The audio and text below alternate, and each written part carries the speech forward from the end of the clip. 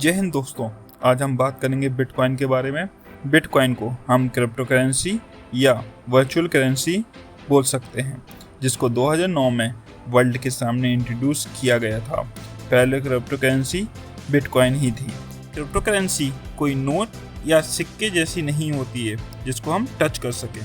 इसको हम ना ही हाथ में ले सकते हैं और ना ही अपने जेब में रख सकते हैं, पर ये हमारे डिजिटल वॉलेट में सेफ रहती है, तो इसको हम डिजिटल करेंसी भी कह सकते हैं।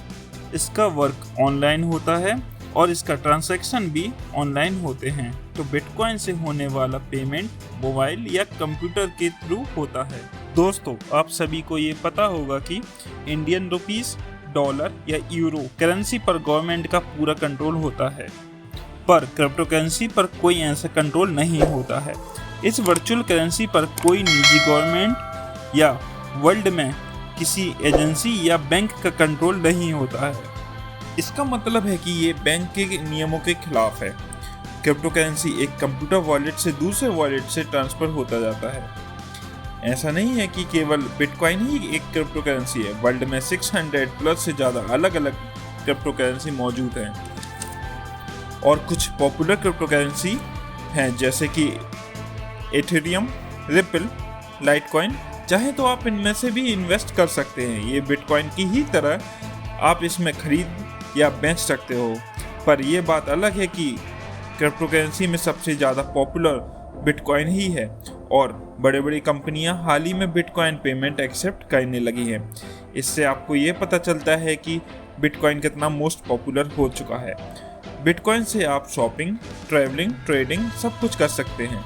इंडिया में धीरे धीरे ही सही बिटकॉइन पॉपुलर होता जा रहा है। इंडिया गवर्नमेंट का कहना है कि यह इल्लीगल है, इसलिए क्रिप्टो करेंसी को आरबीआई के द्वारा बैन कर दिया गया था।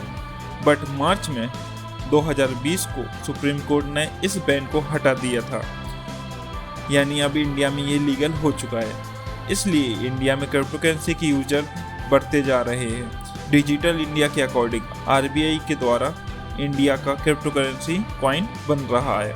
क्रिप्टो करेंसी के कुछ अलग से कुछ फ़ायदे होते हैं, जैसे कि आप इंटरनेशनल ट्रांजैक्शन फटाफट कर सकते हैं। ये ट्रांजैक्शन में आपको कोई अलग से फीस या एक्स्ट्रा चार्ज नहीं लगेंगे और यह ट्रांजैक्शन ज़्यादा सिक्योर होता है। इसे चाइना, जापान, स्पेन जैसे देशों में क्रिप्टो करेंसी के यूजर सबसे ज़्यादा हैं। ये सब सुनकर आपको भी लग रहा होगा कि आप इन्वेस्ट करें। आप इन्वेस्ट कर सकते हैं। आज के टाइम पे इन्वेस्ट करने के लिए आपको बहुत से ऐप मिल जाएंगे।